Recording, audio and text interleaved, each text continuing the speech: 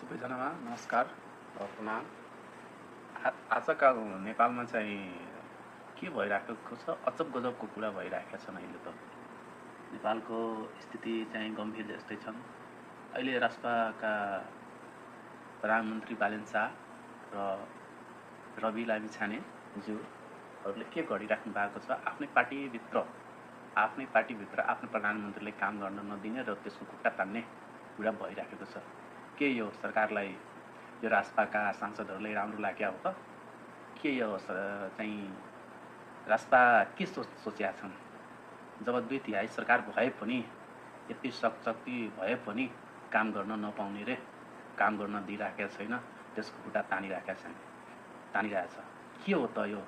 यस्तो पारा भयो भने नेपालमा यस्ता धेरै घटनाहरू भएको छ। अहिले यो नयाँ कुरा होइन।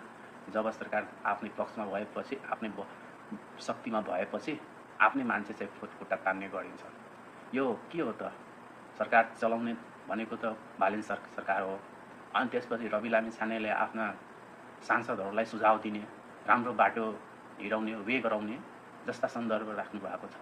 तर उहाँले के सिकाउँदै भन्नुहुन्छ? रवि लामिछानेज्यूले आफू चाहिँ एउटा शक्तिशाली हुने भने एउटा मात्र सोचेको मान्छे हो।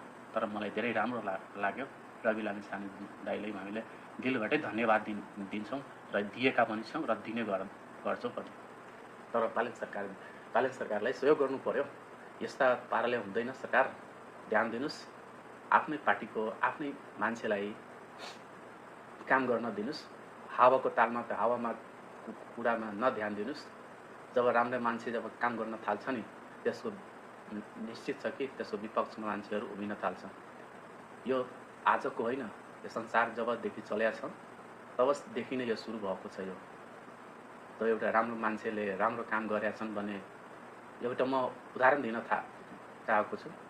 किनकि एउटा गाउँघरमा जब मान्छे एउटा राम्रो पक्की घरमा बनाउन थाल्छ भने त्यसको साइडको मान्छेले के सोच्छन्, यो कसरी बनाएको हो, त्यसलाई उथल पुथल गराउँछन्। त्यसलाई नभएपछि आफ्नै षड्यन्त्र रच्छन्।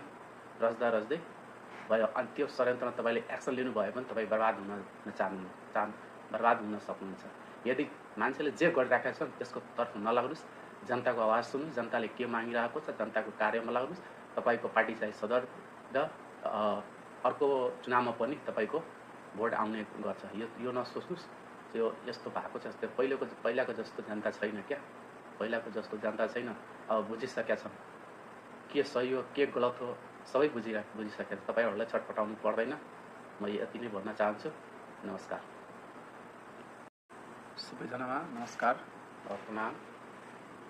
आजका नेपालमा चाहिँ के भइरहेको छ, अचब गजबको कुरा भइरहेका छन्। अहिले त नेपालको स्थिति चाहिँ गम्भीर जस्तै छन्।